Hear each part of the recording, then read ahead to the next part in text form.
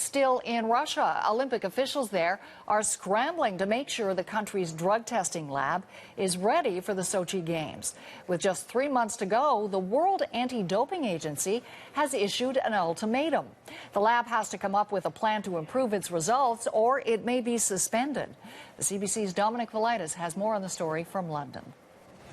There is, it appears, a lack of confidence in WADA's words in the accuracy and reliability of the results that have come out of this laboratory in recent months. Officially, that's as far as WADA has gone to explain the action it has taken. There are unconfirmed reports, allegations that during a routine evaluation process, this particular lab in Moscow had produced both false positive tests and failed to pick up samples containing banned substances as well. The bottom line here, though, is that action has to be taken. Confidence in this lab's procedures have to be restored.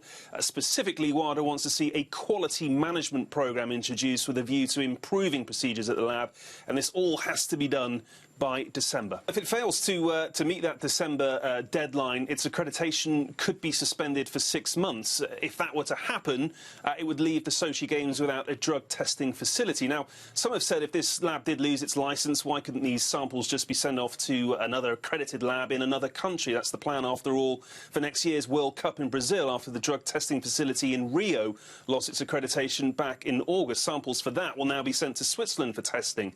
Unfortunately, that's not an option for Sochi. The workload is huge. Nearly 2,500 tests are expected to be carried out, costing millions of dollars. It is a very tight timetable. A very tight turnaround is required. And outsourcing that amount of work to a lab in another country simply wouldn't work. To be perfectly honest, though, and bearing in mind the money the Russians are spending on these Olympics and the national pride that is at stake here, I would be amazed if organisers didn't move heaven and earth to get this lab up to scratch as soon as possible. Russia, remember, is already facing fierce criticism following the recent introduction of anti-gay legislation over the summer. An Olympic boycott has already been threatened on that front. The last thing organisers will want is another scandal involving these games.